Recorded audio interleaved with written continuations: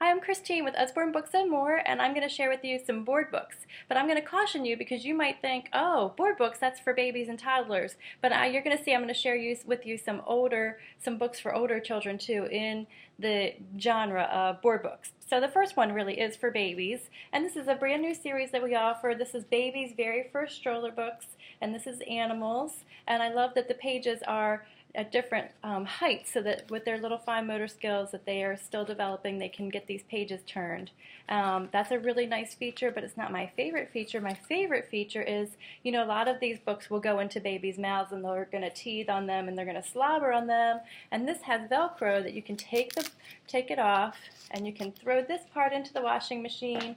You can take a damp cloth and wipe off the pages, and then the next time that you go out, you can put it back together through that slot, and it'll be like new.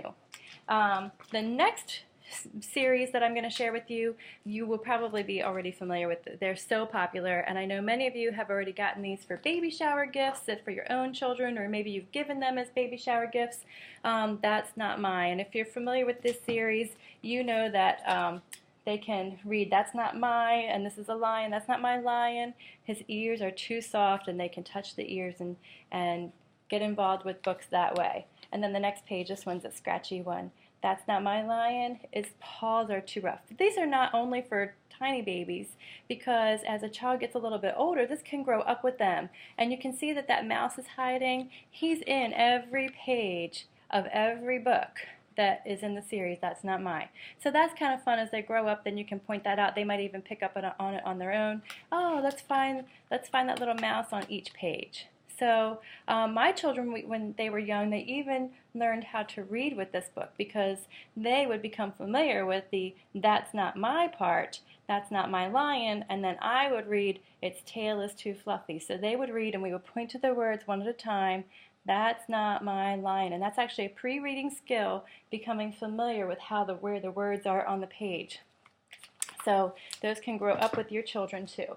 Animal Hide and Seek is another almost classic book, and it's in our Farmyard Tales series.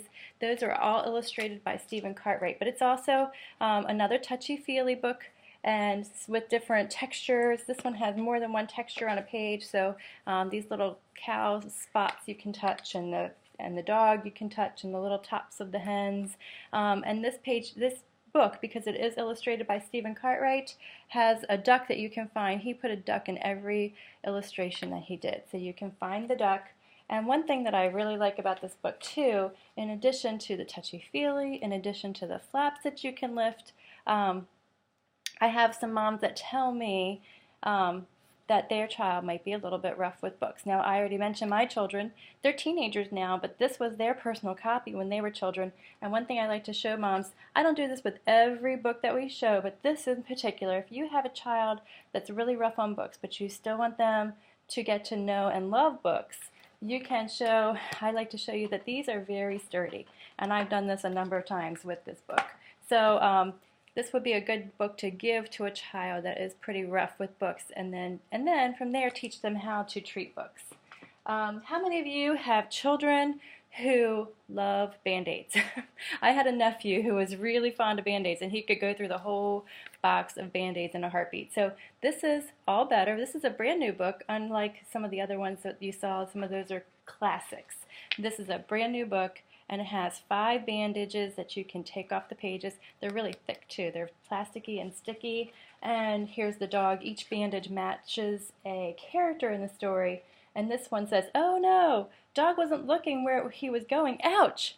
Clean it, kiss it, put a bandage on it, all better. So he gets the dog bandage, and then we move on to the monkey, and we put a Band-Aid on him. But that's kind of good. The Band-Aids can be reused over and over again, and that way you can save your Band-Aids that are for people for the people.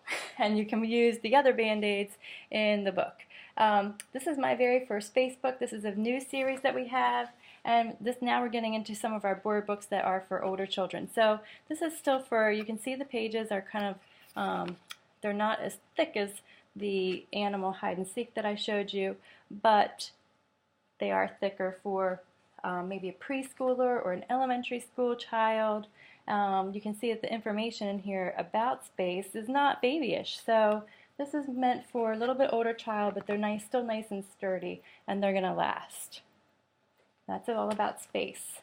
And then we have our Lift the Flap books. This is a Lift the Flap picture atlas, so you can open it up, and inside the flap, so that here we have a globe, and inside there is more information to learn.